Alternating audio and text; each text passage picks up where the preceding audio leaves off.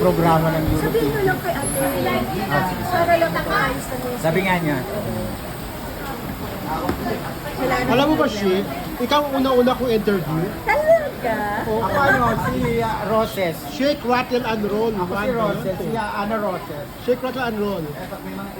O sa Regal shoot ko. Oh, shake natin ang roll. One. Pang-5 yun.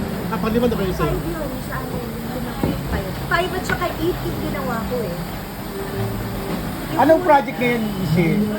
Yung projects ko ngayon, tapos ko lang ng vertical drama series. Puso ngayon Tapos yan. doon, ano yun, dinirect yun ni Romel Teresa. Tapos it's under the production of Moonstone Productions. Kasama ko si Dian Durano. And then kasama ko rin si Jao Mapa. And then si Ines Veneracion. Kasama ko. Love Life. Single na single. Tapos na, bukod doon, yun nga, yung awards, and then yung guestings nga, and then yung show nga, series nga. Ang dami mong project lately. At saka yung pelikula na Kapatiran. Oo. Hindi yung katatapos mo lang na teleserye mo? Actually, ongoing pa rin siya. Ha? Ongoing pa rin siya. Going pa rin. Bongga ka talaga. Hindi, bago ang board design, meron kang ano eh. Ano yung sinundan ng board design? DMA din. Pinapanood ko rin yan eh. Yung Ilet Bates, doon Oo, ako nanalo Lilet ng sobrang daming awards. Award, Yes. ayun. Tapos after nun, syempre, almost 2 years din kasi kami Oo, nag-ere. lilitmat So yan after talaga. nun, pahinga muna, nagbakasyon muna ako, punta ako ng India, Yeah. kasi I helped my cousin dun sa Levy Travel and Tours, ako yung spokesperson niya. Saan ako nakakapunta. Thankful naman ako kasi kahit paano after ng pahaba ng trabaho, pahinga ako. Nakapag-recharge. At least diba, hindi ka nawawala. Palagi ka nag-gym. Maraming salamat kay Lord. At maraming salamat sa lahat ng mga sumusuporta na hanggang ngayon walang sawa na nanonood ng mga palabas namin.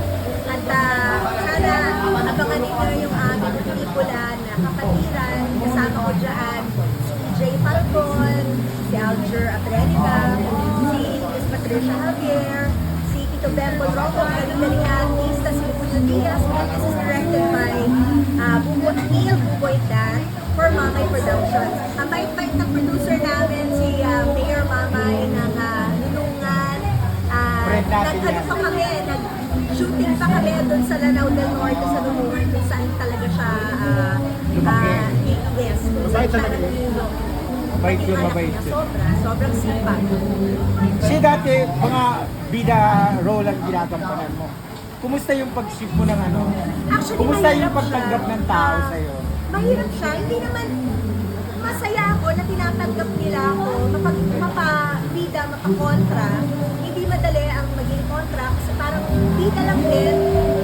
Wala kang ginawa, mag-iway, wala kang pagsisigaw, di ba yung ganun. Pero hindi naman lahat ng proyekto ko. Kasi kahit paano, nananalo pa rin naman ako ng Best Actress Awards. Diba? Kasi kung nasa kontra ako lagi, supporting na lang lagi yung napapanalunan ko.